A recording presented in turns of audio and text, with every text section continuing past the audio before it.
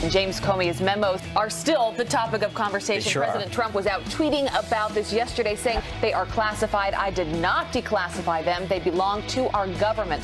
Therefore, he broke the law. James Comey is a disgraced, disgruntled, and now discredited individual. He leaked and then lied about leaking. Why in the world Jeff Sessions won't name a second special counsel when you have that happening? Kim Jong-un halting the country's missile testing ahead of his upcoming summit with President Trump. President Trump having strong language and rhetoric in the beginning got us to this point. The DNC suing Team Trump, the Russians, WikiLeaks, and more over election interference. They ought to be suing themselves. They're the ones that colluded with the Russians. You know, you might not think they're very bright and all of that. You need to have respect for the rest of your citizens. Your country isn't going to pull itself apart. Colin Kaepernick was given an award. It was in Amsterdam. How can you stand for the national anthem of a nation that preaches and propagates freedom and justice for all? That is so unjust to so many of the people living there.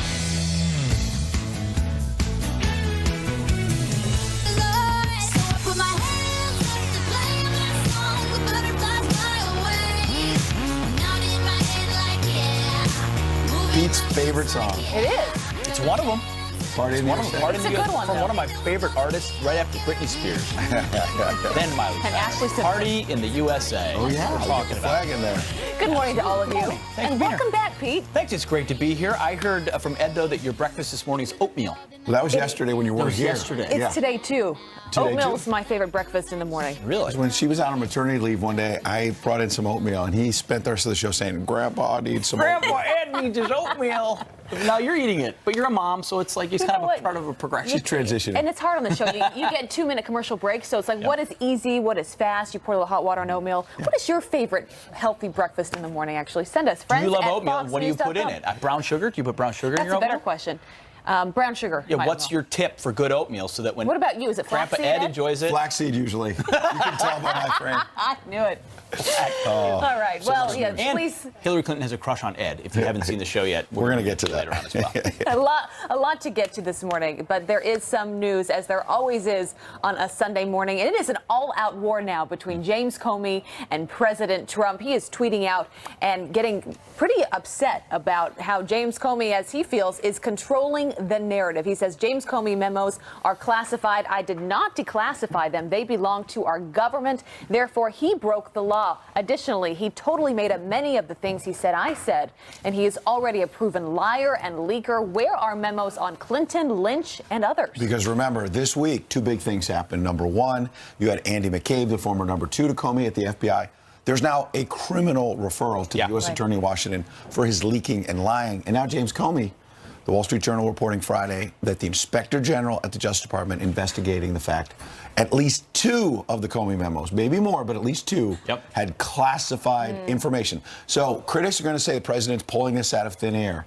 No, it's being investigated. Absolutely, as we speak. And I had a chance to review the 15 pages of the memos. I'm sure you did too. A lot of redactions inside those, which you know when something's redacted, we're not supposed to see it as the general public. Well, White House Deputy Press Secretary Hogan Gidley was on our network last night and had this to say about the Comey memos. Listen. James Comey is a disgraced, disgruntled, and now discredited individual who got fired from the FBI. He leaked and then lied about leaking. And the best part was he didn't just do it once. He set up a systematic way in which he could get to one of his friends to take classified information. He classified the documents. Yes, he did. And then set up this elaborate scheme to somehow leak that classified information to the New York Times so the American people could see it. I don't think this is the end of what we know about James Comey. I think this is the beginning. And more stuff is going to come out. Number one, James Comey also under oath told Congress last year, I went out of my way not to put classified information in these memos. Wait, what? It's the opposite. He classified one himself as secret and actually personally redacted portions of it before he then leaked it to his professor buddy who leaked it to him. Number 2, I can tell you real quick, the president is telling people in private, there's more coming on Comey. I don't have the details yet, but believe me, the president's tweets are just the start. There's more. So you're a D.C. man, Ed. Is it less swampy to leak something through a friend versus you doing it directly yourself? It's just, it's like stabbing someone in the side or something. Leak laundering. Still, yeah, and you know what's also funny? One of the It's almost worse that way because then you are so strategic about how you're giving it to someone and what exactly you're giving away. One of the Comey memos, when the context was, is he going to stay on as FBI director? In one meeting with the president, he said, I don't leak. I'm not a weasel. That's what he said to the president. Well, Look at the memos. That's what he said. One of the frustrations is that the FBI agents at the top and the bottom are not treated the same. So Jonathan Turley did a little digging. He wrote an op-ed. It's fantastic in The Hill about this. And he pulled up what every FBI agent signs as a sworn statement when they come on board. Listen to what Jonathan Turley talked about and see if this should apply to the director of the FBI. He says, all FBI agents sign that all information acquired by me, any FBI director, in connection with my official duties at the FBI and all official material to which I have access remain the property of the U.S. of A. And, quote, will not reveal by any means any information or material from or related to FBI files or any other information or material acquired by virtue of my official employment to any unauthorized recipient without written approval from the FBI. Wait, does the next sentence say you can put it in your book and make a lot of money off of it? Oh, wait, it's not in there? Okay. I missed that. All right, so we're going to have Representative Jim Jordan on this hour. Really looking forward to asking him some important questions about all of this. But there is other news to get to this morning and some surprising news out of my home state of Utah yesterday was the convention. If you haven't been following that race, Orrin Hatch is not running for re-election. Longtime Republican as senator in Utah. So Romney is running for that seat. He has long been talked about as the favorite, the golden boy of Utah. So he had the convention yesterday where you have hundreds of delegates. My dad ran for governor in Utah, and we went through this convention. I remember it very well. And these delegates, they are so passionate about the issues, and they are passionate about authenticity. Absolutely. And so the big shock here was not only did Mitt Romney not win that convention, if you don't get 60%, then you then have to go to a runoff in a primary. He lost. So he now has to go to a primary against this guy, Dr. Mike Kennedy. He ran against 12 people, one of those named Abe Lincoln, who dressed as Abe Lincoln, by the way. Just a little anecdote there. Those are the results, though. As state representative besting a former presidential candidate and having lost at a convention myself in a former lifetime, you're exactly right. These activists are dialed in. They care about authenticity. They want to know what you really believe. And frankly, at this point, they support the president of the United States. Might this have to do with Romney saying he's not sure about supporting the president? Possibly. So, no, I think it goes before that. If you remember during the campaign, Romney was very, very strong against Donald Trump in the state of Utah. And I read some of the quotes from these convention goers saying he was one of the biggest people supporting Hillary Clinton during that election. So he was asked on CNN if he would support President Trump in 2020. And here's what Mitt Romney said. He said, I will make that decision down the road. Classic Mitt Romney.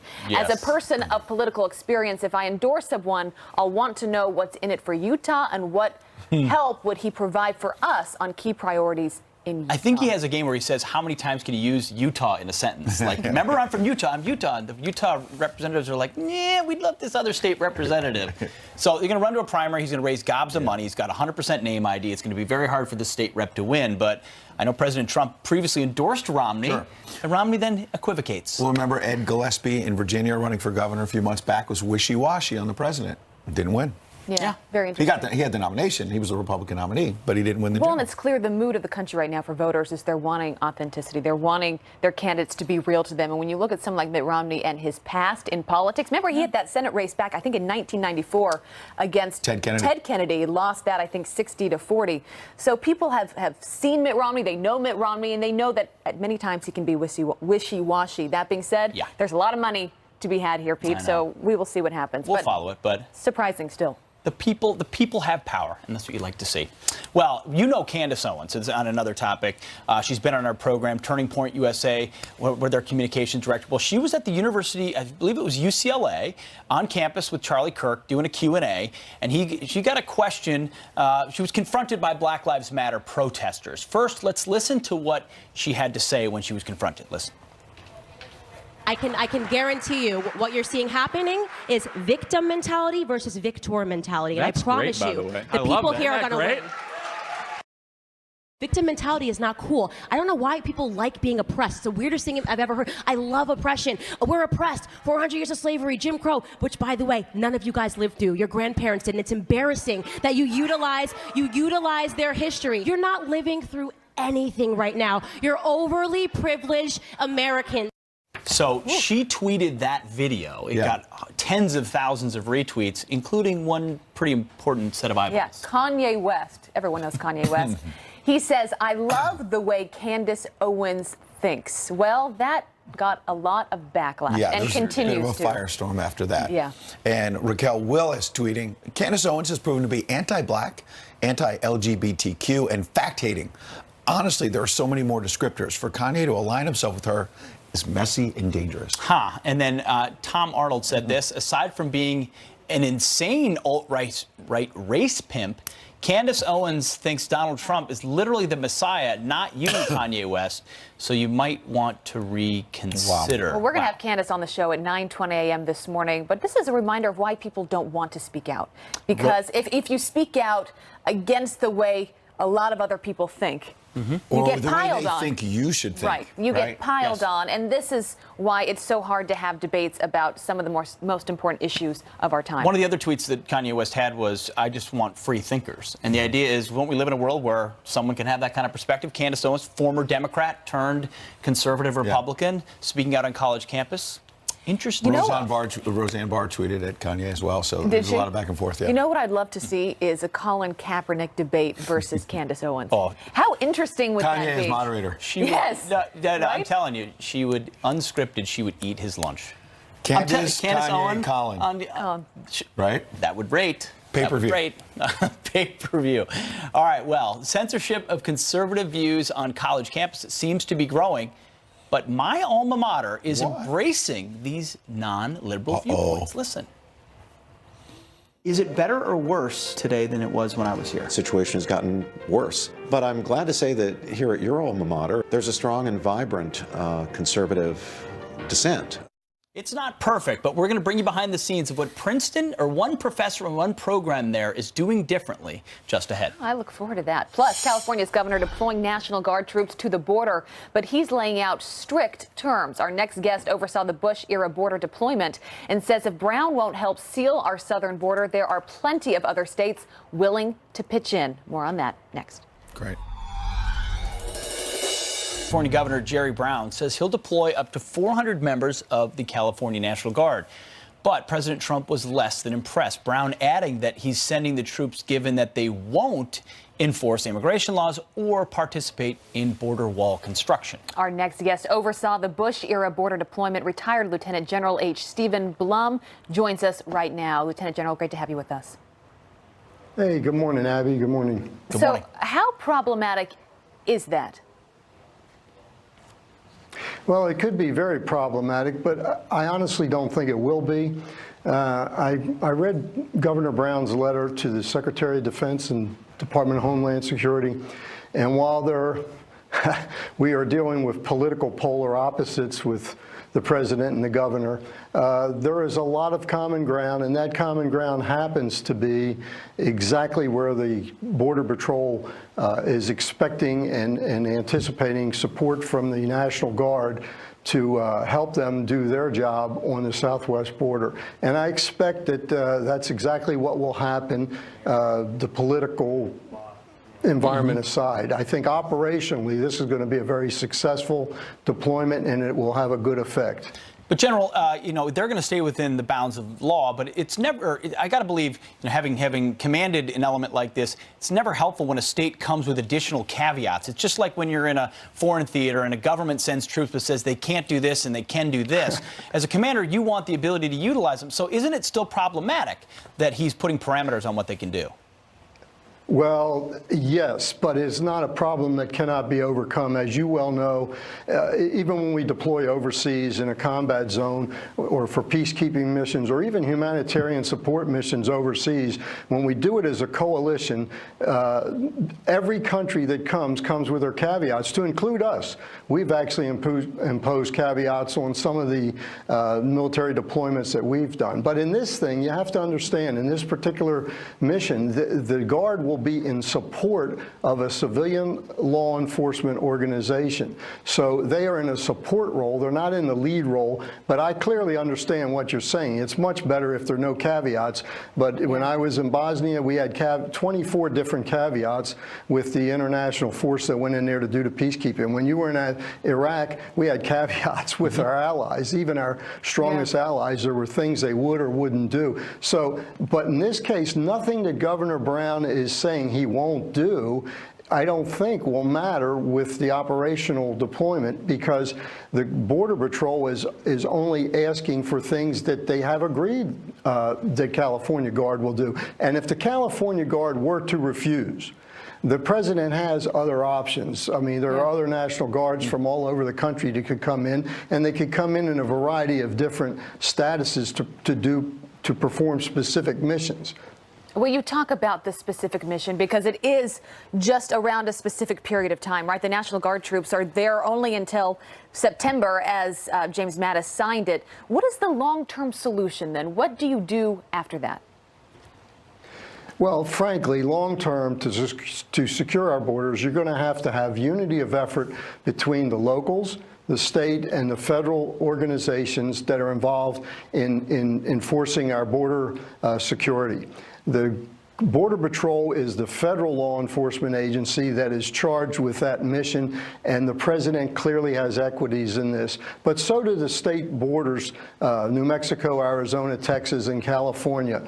And they're not the same. There are 9 different border sectors. They're all totally different. And so the tasks and the missions that have to be performed in those sectors have to be tailored for those particular sectors. Sure. So what the Guard will do is what the Customs and Border Patrol asks them to do, and then that request will be vetted by the Department of Homeland Security and the Department of Defense and the governors and the federal government, and then we'll go execute the mission, and I think it'll be highly successful. Yeah.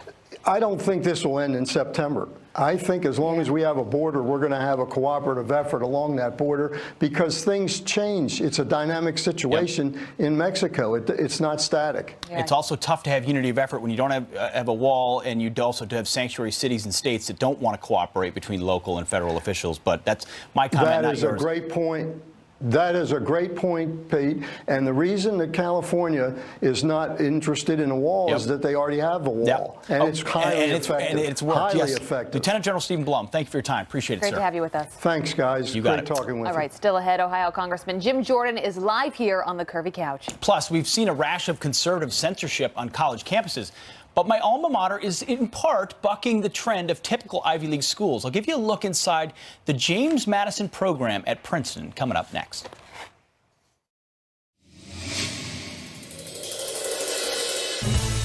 From protests that turned violent to speakers being outright banned, conservative censorship exists clearly on college campuses. In fact, a recent Gallup survey found that only 69% of college students believe conservatives can freely express their views on campus, while 92% say the same about liberals. No, it's definitely something I experienced as a conservative student at Princeton many, many moons ago. However, a unique program there started by one of my former professors is seeking to change that and bridge the growing political divide. It's a growing mini movement at Princeton, and we went inside it. Listen. Huge protests at UC Berkeley. A Republican group on campus asked Milo Yiannopoulos, they asked him to come speak. Students at Middlebury College preventing a lecture by sociologist Charles Murray. The protesters later turned violent. Heather McDonald was set to hold a lecture on the war on cops. Police had to shut down the event. Protesters swarmed UC Berkeley to protest conservative speaker Ben Shapiro. Incidents like these becoming all too common on campuses across our country today. When I was a student here at Princeton, the liberal orthodoxy was dominant and conservative views barely welcomed. But Professor Robbie George says the tide may be turning. By that, it really is a free speech zone. He's the founder and director of the James Madison Program in American Ideals and Institutions, a program that teaches an understanding in our nation's founding principles and documents and encourages students to think critically and decide for themselves. Is it better or worse today than it was when I was here? In academia? In academia. Well, in academia generally, I suppose the situation has gotten worse. But I'm glad to say that here at your alma mater, there's a strong and vibrant conservative dissent, a strong and vibrant conservative movement here at Princeton. There are a number of faculty members. I'm not alone. Many of those faculty members get together every Tuesday for a breakfast discussion of topical issues, politics, and current events. I spoke to a few about their experience as a conservative on campus. Some of them have been at Princeton since they were students themselves. You graduated just a couple years in front of me. Were you a conservative then?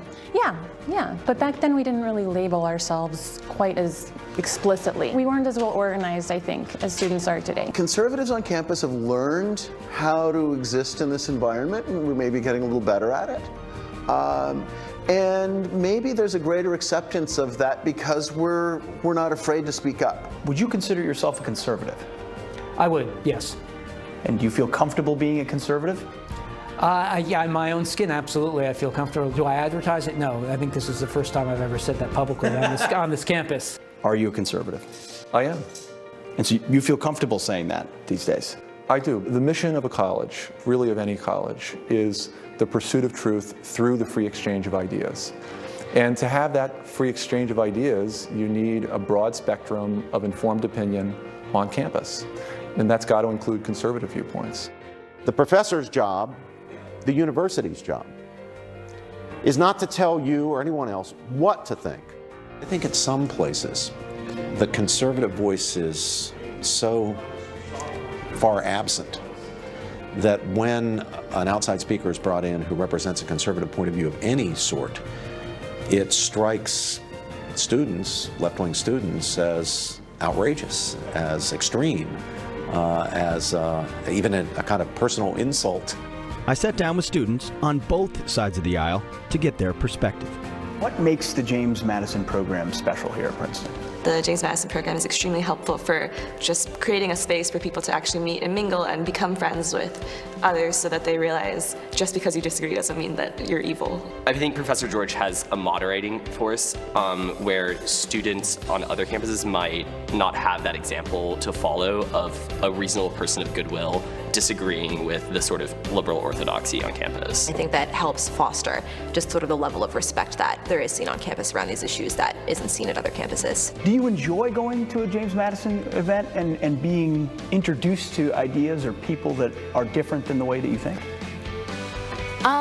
Yes. I mean, I've always liked engaging with people that have different points of view because I feel like there's a lot that I can learn from that experience. Me and Chance are friends despite very different political ideologies, which is very important, I think. For Robbie George, finding America's common ground and a way to bridge the political divide is what it's all about. Now, you have famously public friendships with folks like Cornel West, demonstrating that two people with very different views can have a civil discourse. The goal is not to get everyone to agree, but can we respect each other? Can we get along with each other? Can we listen to each other? Absolutely, yes, we can.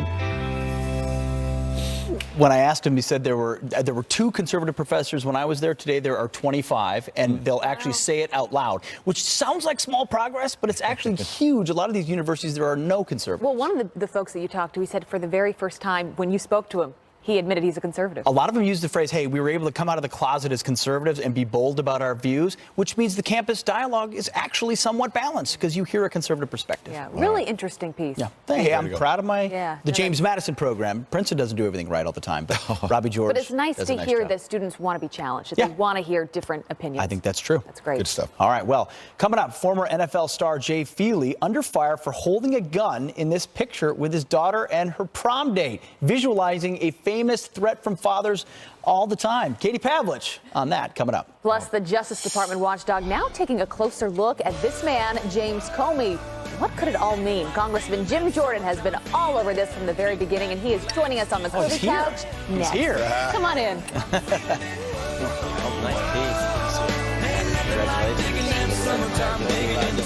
I think what folks will see if they get to see the memos is I've been consistent since the very beginning, right after my encounters with President Trump, and I'm consistent in the book and try to be transparent in the book as well. Senator Grassley, the chairman of the Judiciary Committee, says that there are 7 memos. He says 4 of them are classified. Is that right? I know when I created some of them they were classified, but I don't know how many of that group.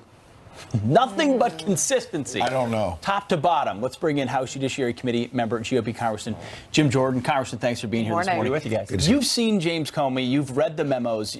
Where are the discrepancies? What's the truth here? The biggest thing that jumped out to me was the January 6th meeting, because he talks about the news hook that CNN wanted. to talk about this dossier, print this dossier, which they ultimately did, them and BuzzFeed. But I think the real news hook was James Comey talking about it. It gave it the legitimacy that the press wanted. So Clapper, I think, is the one who probably went out and leaked it right after that. You mean the press was working on it, CNN, the dossier? They had it. So if you have the cover of "We briefed the president-elect," then they can report it. Gives it weight, and that's exactly what happened. My guess is, I don't know this for sure, but Clapper's the one who orchestrated this. He's the one who told Comey, you go and you talk to the president. You're the one staying on. You brief him on the dossier, the salacious, unverified dossier. And then, of course, right then after that, CNN talks about it, prints it, and then BuzzFeed printed the whole thing. So now the IG is looking into these memos. What was classified? Is any of it illegal? How do you think this ends for James Comey? Probably not good. I mean, McCabe did the same thing. McCabe leaked information. He did it for personal reasons, as the Inspector General points out, not for the public interest, not for the benefit of the FBI. So this could be the same kind of thing. I think the other thing that jumped out at me was when Comey wrote the memos, he talked about these were personal and all, and it wasn't really a leak. But he sent them to McCabe, Jim Baker, and Jim Rubicki. And what's interesting about those three individuals, Andrew McCabe has been fired and now faces criminal referral. Jim Baker, general counsel, has been demoted and reassigned.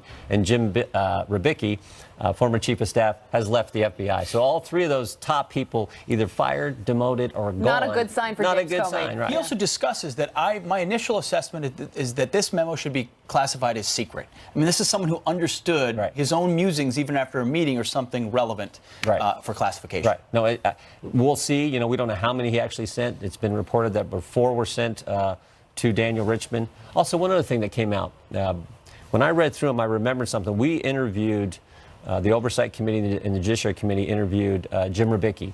And during that deposition, it was brought out that Daniel Richman, the guy who information was leaked through to the New York Times, had this special status called Special Government Employee Status, where he could sort of come and go in the FBI, which may not mean much, but it seems kind of interesting. The guy that Comey leaks through is a good friend who had this sort of unfettered access into the FBI. There was a report that Jeff Sessions told the White House, if Rosenstein is fired, I'm gone too. You met with Rosenstein. What do you know?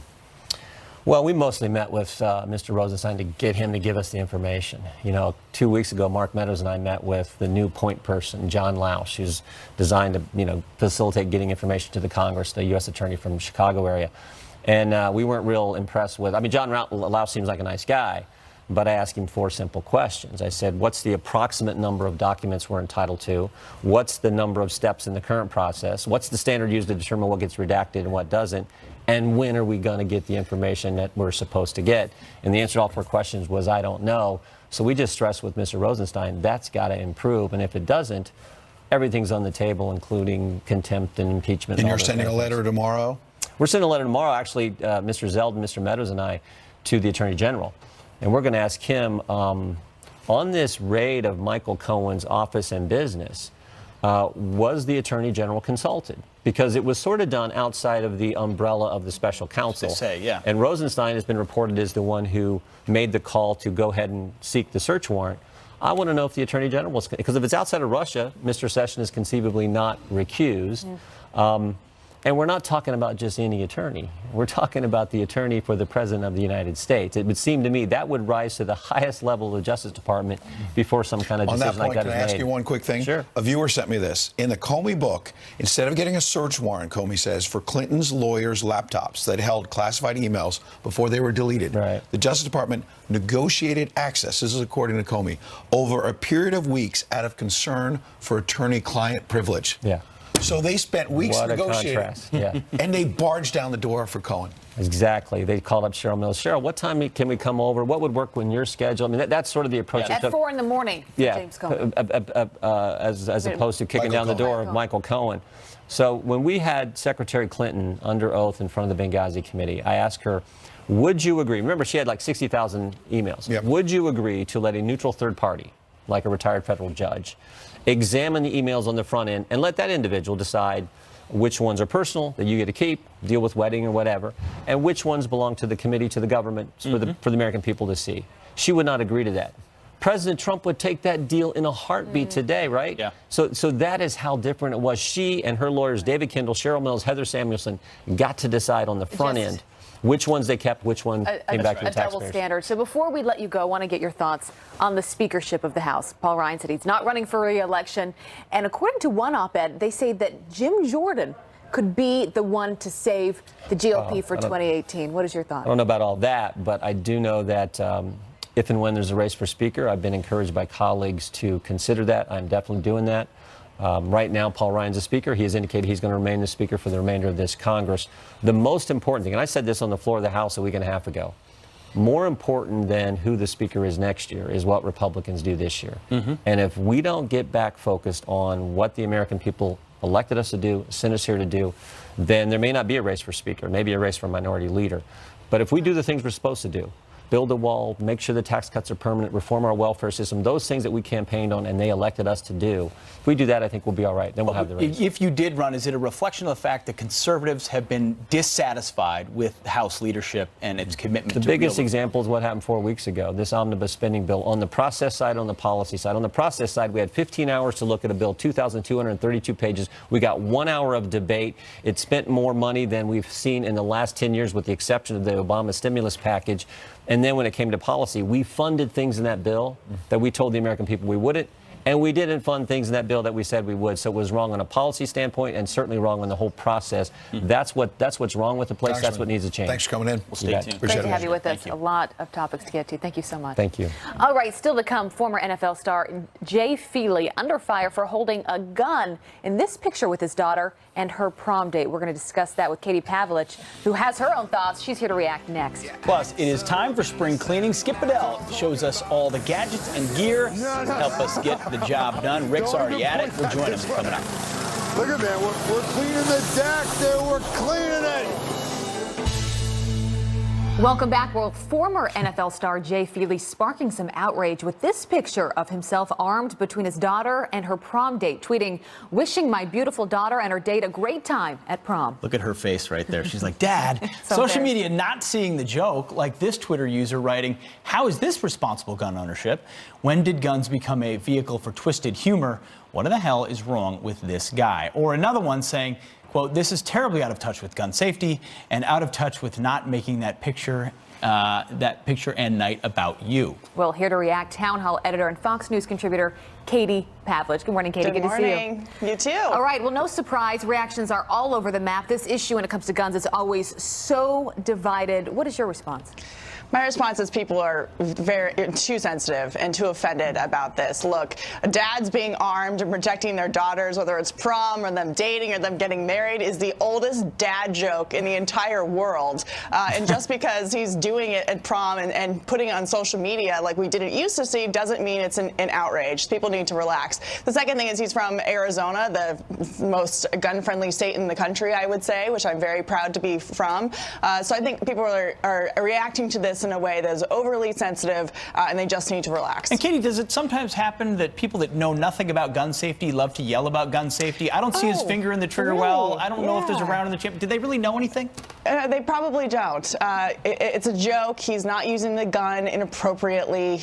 Like you said, his finger is out of the trigger well. It's a joke. The dads have been making this joke for centuries. Well, no, I'm going to get my shotgun if you touch my daughter. I mean, it's like the oldest joke of all time. Do you know how many country songs have been written about dads protecting their daughters from their prom dates? I mean, come on. And Pete, high school boys, you got to be careful. Well, what about the other side of this, though? Because you have the other side of this argument that say we live in a different world. And even though this has long been the classic dad joke, we now live in times where there are mass shootings all too often, and that are mainly against young children. And so you see young children and high school age kids. So you see a photo like that. And for people that have gone through this so personally, that are offended by it, how do you respond to the other side that say this, maybe we should be more thoughtful about how we tweet this? Look, I would say that anybody who has been through a mass shooting can have whatever opinion that they want to have. And if they're offended by this, understandable. But the idea that people who don't know much about firearms are going to censor now gun owners, law-abiding gun owners who simply are there enjoying their rights and making a joke that has been